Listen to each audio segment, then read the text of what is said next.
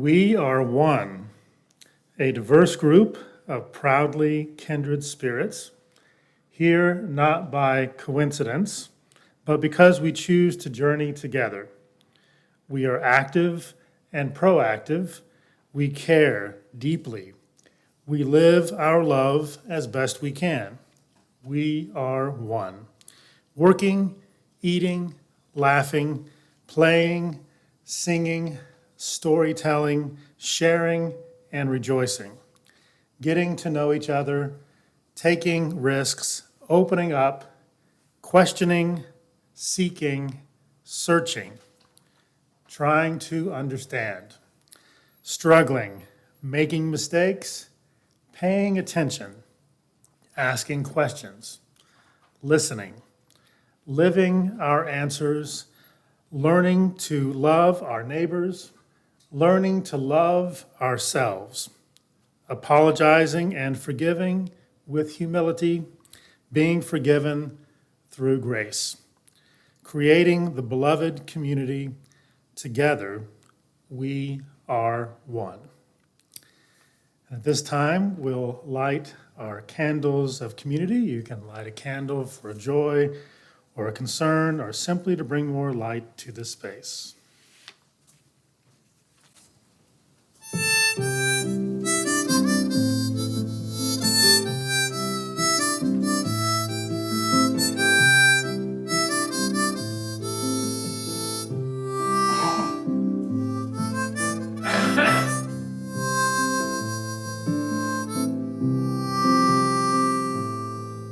I know this rose will open. I know my fear will burn away. I know my soul will unfurl its wings. I know this rose will open. I know, I know, I know. I know this rose will open. I know my fear will burn away. I know my soul will unfurl its wings. I know this rose will open. I know, I know, I know. I know this rose will open. I know my fear will burn away. I know my soul will unfurl its wings. I know this rose will open. I know. I know, I know. I know this rose, I know this rose. I know my fear, I know my fear. I know my soul, I know my soul. I know this rose, I know this rose will open. I know, I know, I know. I know this rose, I know this rose. I know my fear, I know my fear. I know my soul, I know my soul. I know this rose, I know this rose will open. I know, I know, I know. I know this rose will open. I know my fear will burn away. I know my soul will unfurl its wings. I know this rose will open. I know, I know, I know. I know, I know, I know, I know.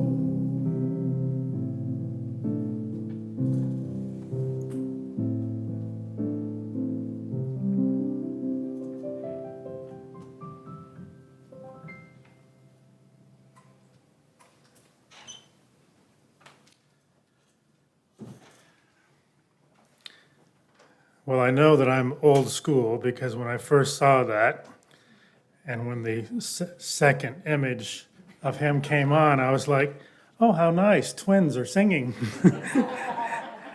And then I realized that's not what's going on here.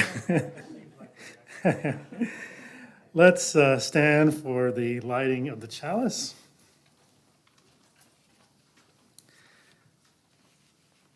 With humility and courage born of our history, We are called as Unitarian Universalists to build the beloved community, where all souls are welcome as blessings and the human family lives whole and reconciled.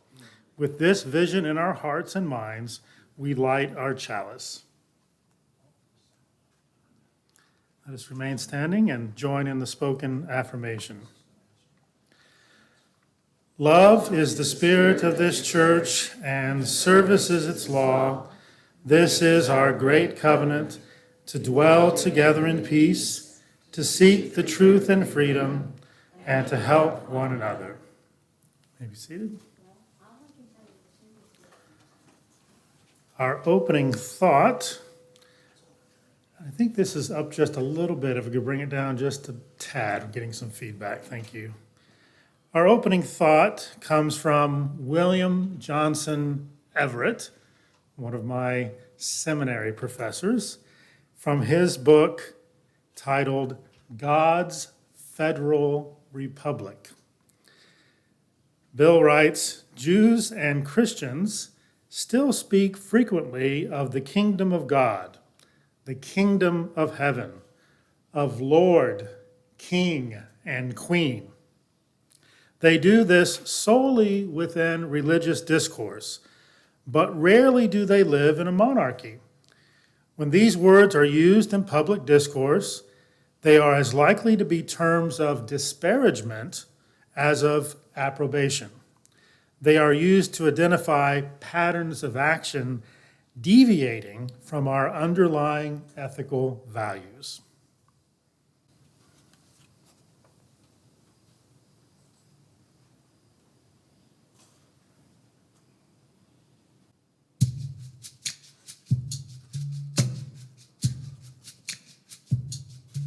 Let the life I lead speak for me.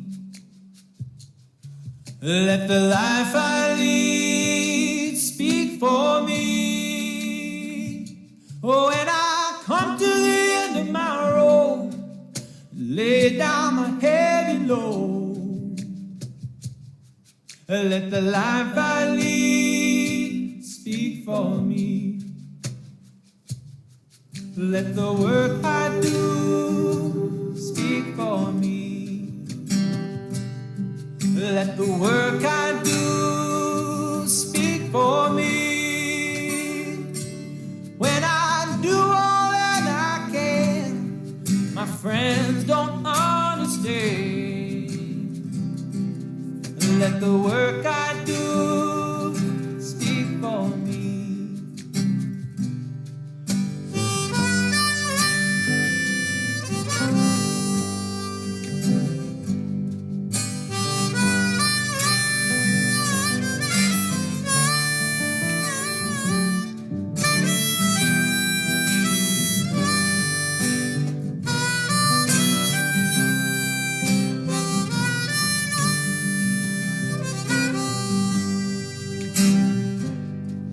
Let the songs I sing speak for me.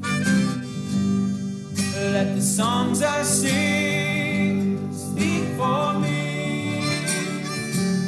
When I lift my voice and sing, it changes everything. Let the songs I sing speak for me. Let the love I share speak for me.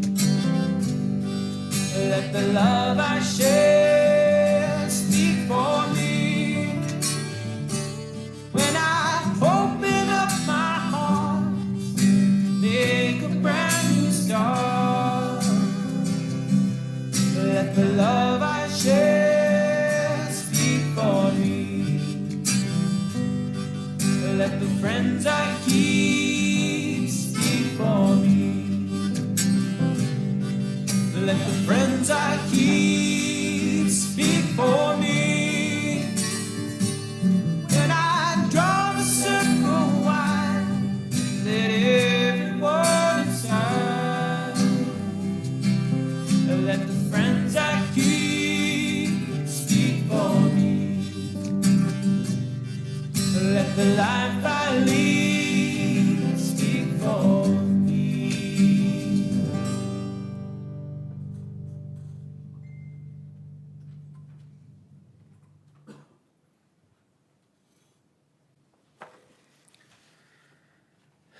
Our next reading comes from Robert Audi, from his work, Religion and Democracy, Interactions, Tensions, and Possibilities.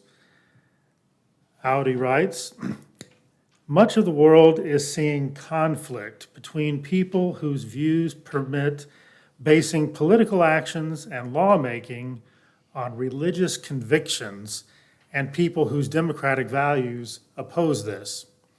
Democratic societies are in principle open to the free exercise of religion, and in constitution, they are characteristically pluralistic in both culture and religion. Religions are highly variable in their stance toward government, but many of the world's most populous religions, including Christianity and Islam, are commonly taken to embody standards of conduct such as certain prohibitions that cannot be endorsed by democratic governments committed to preserving liberty for the religious and the non-religious alike. The present age is seeing much discussion of just how far religious liberty should extend in democratic societies and just what role religion should play in the conduct of citizens. Our meditation this morning comes from the Boundless Love Project, which is focused on contemplating beloved community. Let us be in an attitude of meditation. Take a deep breath in and out. In and out.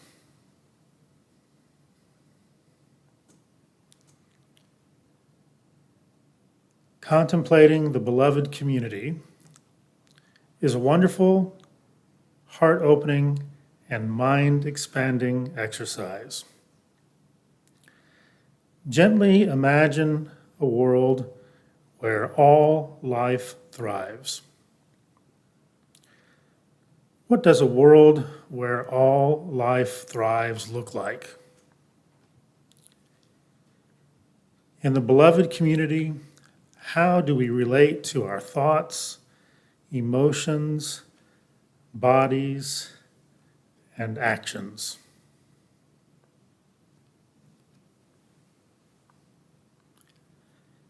In the beloved community, how do people relate to one another?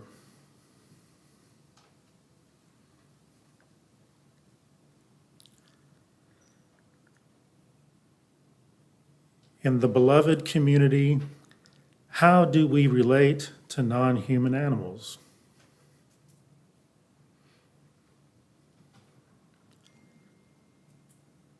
In the beloved community, how do we relate to all other life forms?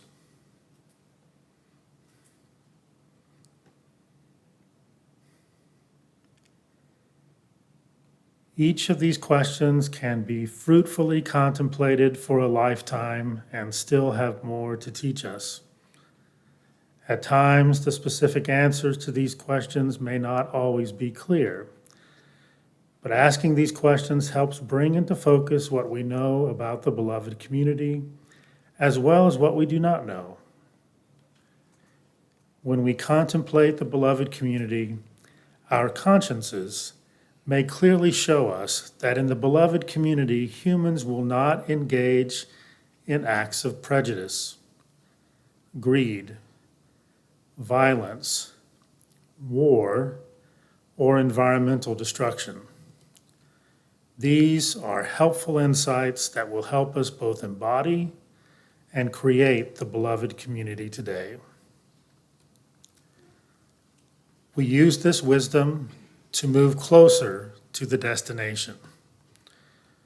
Through mindfulness practice, we work to eliminate the prejudice, greed, and violence within ourselves. We make changes to live more sustainably and work in our communities to eliminate violence, war, and environmental destruction. As we take these steps, we advance along the path. As we advance along the path, we are given more wisdom and insights that will allow us to clearly see the next steps to take.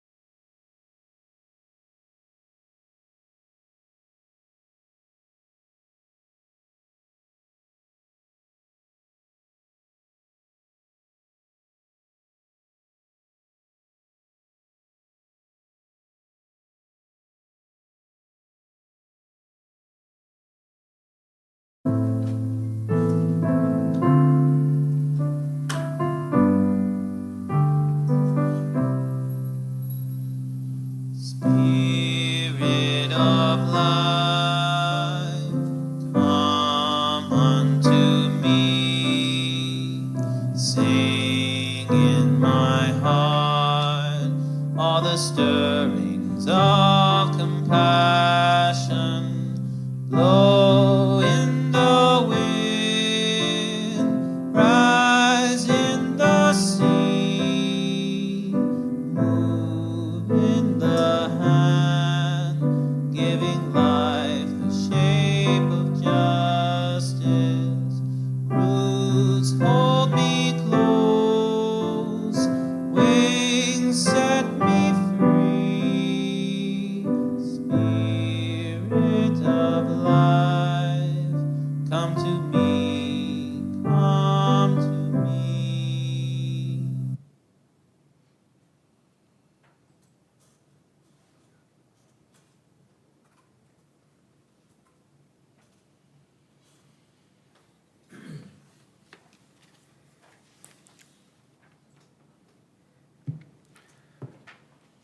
Our next reading comes from Bell Hooks from her work, Killing Rage, Ending Racism.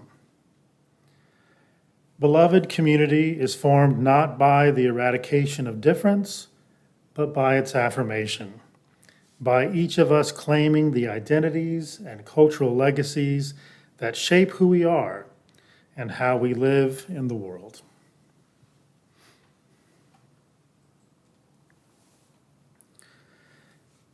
In 1988, I graduated from college and I went to Atlanta, Georgia, which was a bit of a culture shift, moving from Oklahoma to Georgia, a little bit more than perhaps I was expecting. But I had a really wonderful time in Atlanta for 2 years, and I studied at Candler School of Theology at Emory University, which is the United Methodist School of Theology there at Emory University. Emory University also has a United Methodist tradition, even though I think the plurality of students who study at Emory University are Jewish. The students in the seminary, all the way back in 1988, had a covenant that we all agreed to, which was perhaps a little bit before its time among United Methodist seminaries. And the covenant was an inclusive language covenant. So in the covenant, we agreed as students, and the faculty agreed to this as well, to use inclusive language both for God and also for humanity in our spoken and in our written discourse within the seminary community. This covenant was based on a recognition by the leadership of the seminary that our symbols matter and that inclusive language matters, especially if we have any hope of creating a truly inclusive, non-patriarchal community. I have to say, it was not easy for all of the students, or even all of the faculty, to adhere to this inclusive language policy. Most of us, including myself, had grown up in a religious tradition that primarily used patriarchal and monarchical language for God, such as Father, King, Lord, sometimes even Master. And in the 1980s, it was still common for most people to use male-dominated masculine language for humanity as well, such as mankind instead of saying humankind, or man instead of saying human or humanity. And it was also common in the late 1980s to still use masculine pronouns to refer to persons in general. The generic person often would be indicated with a masculine pronoun. Some students struggled mightily with keeping the inclusive language covenant. One of my friends in my class, who was from Mississippi in his early 50s, was one of those students who struggled mightily with this inclusive language covenant.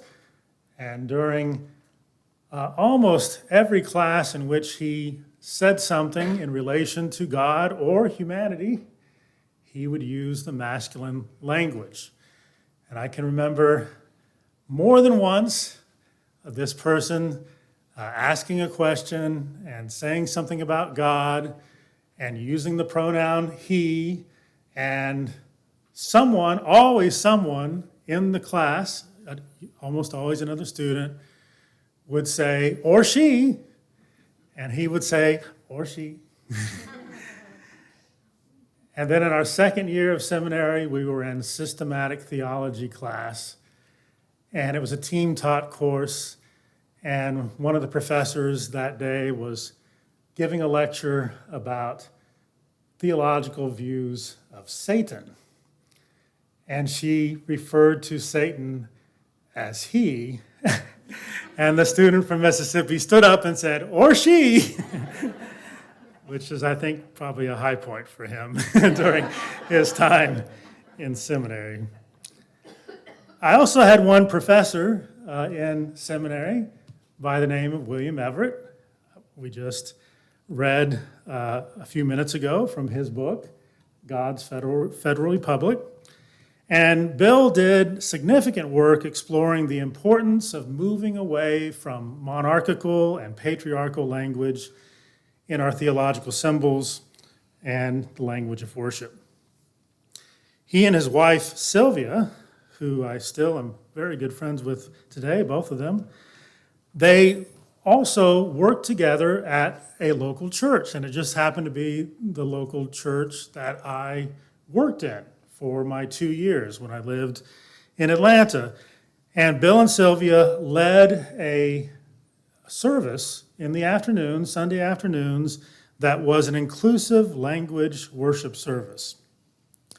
And no monarchical, no patriarchal, only inclusive language was used in that service. It was a service that I will say was ahead of its time in Georgia in the late 1980s, but it was extremely helpful in seeing that we need not be bound to the language of monarchy or patriarchy in our religious expressions.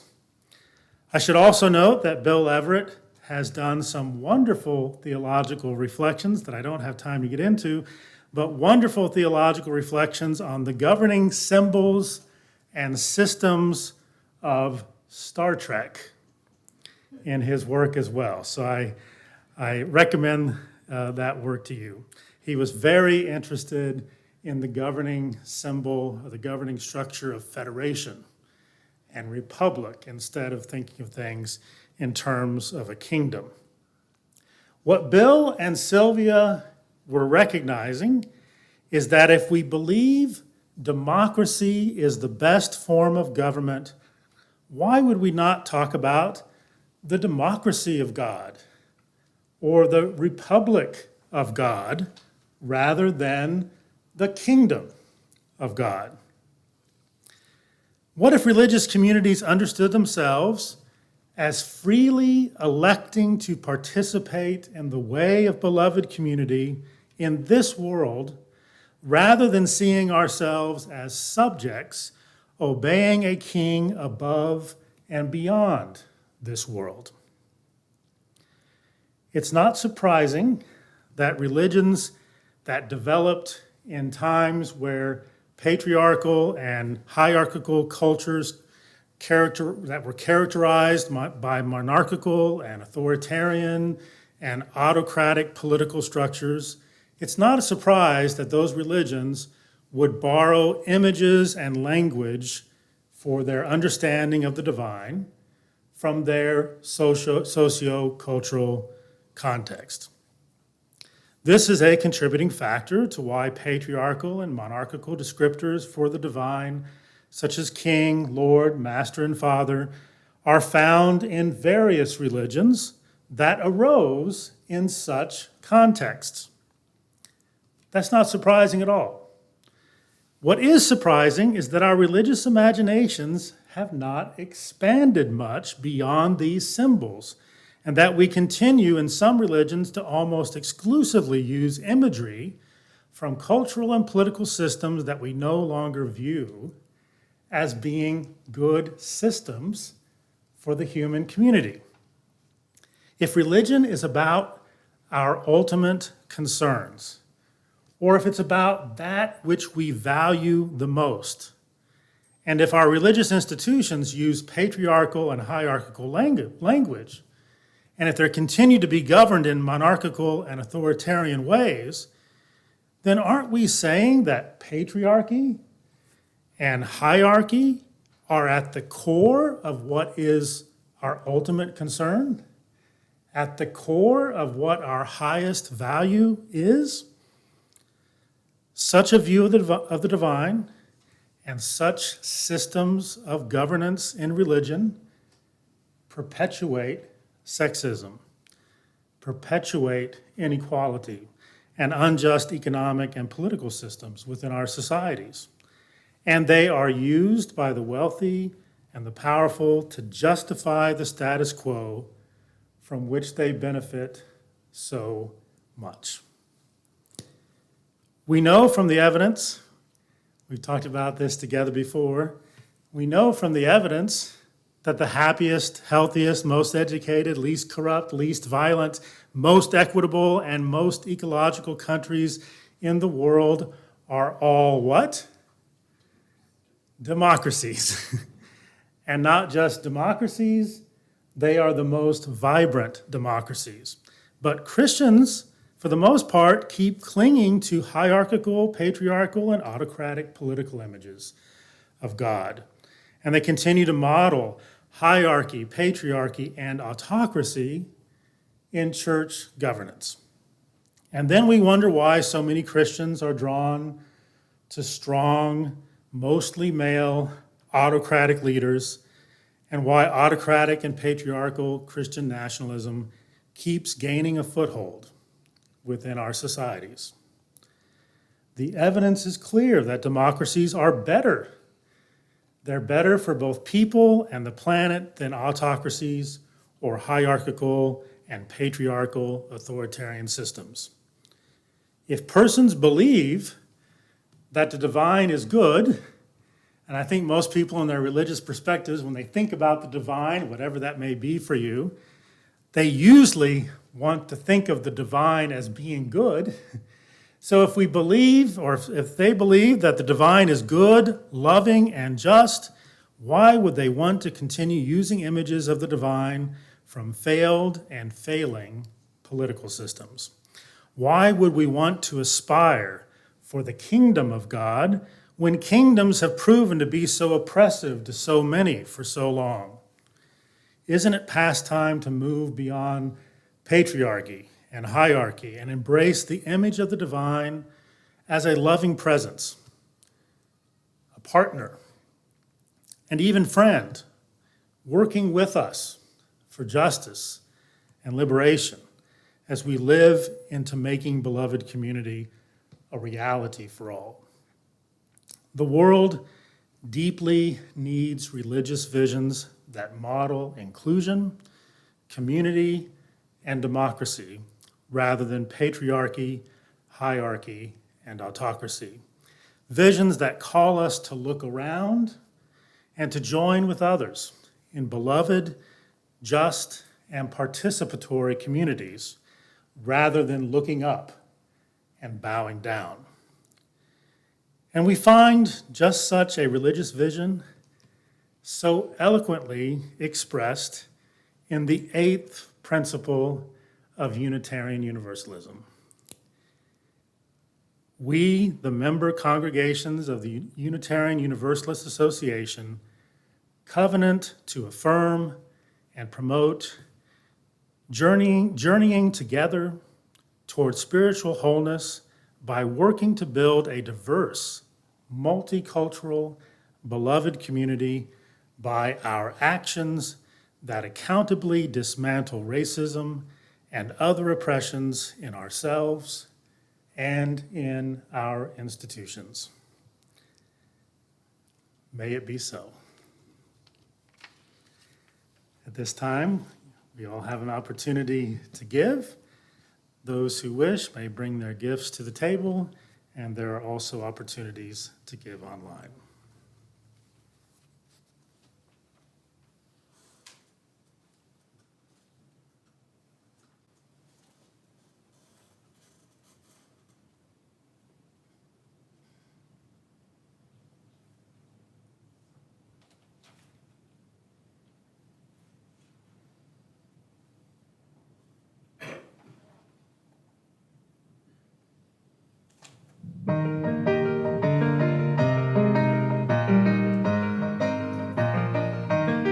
From the light of days remembered burns a beacon bright and clear, guiding hands and hearts and spirits into faith set free from fear. When the fire of commitment sets our mind and soul ablaze, when our hunger and our passion need to call us on our way, when we live with deep assurance of the flame that burns within, then our promise finds fulfillment and our future can begin.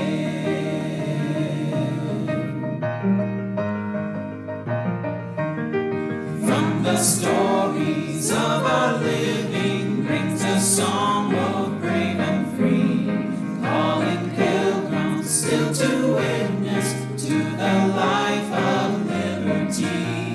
When the fire of commitment sets our mind and soul ablaze, when our hunger and our passion need to call us on our way, when we live with deep assurance of the flame that burns within,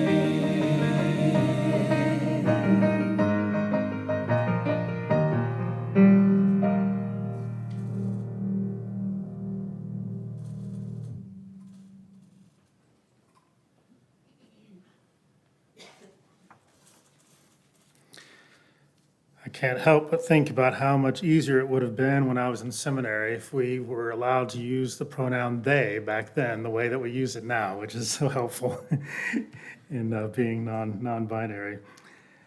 Let us stand in body or spirit for our parting thought and our sung benediction, followed by the extinguishing of the chalice. Our parting thought comes from Arbojani, from Splendum Literarium. Democracy is not simply a license to indulge individual whims and proclivities. It is also holding oneself accountable to some reasonable degree for the conditions of peace and chaos that impact the lives of those who inhabit one's beloved extended community.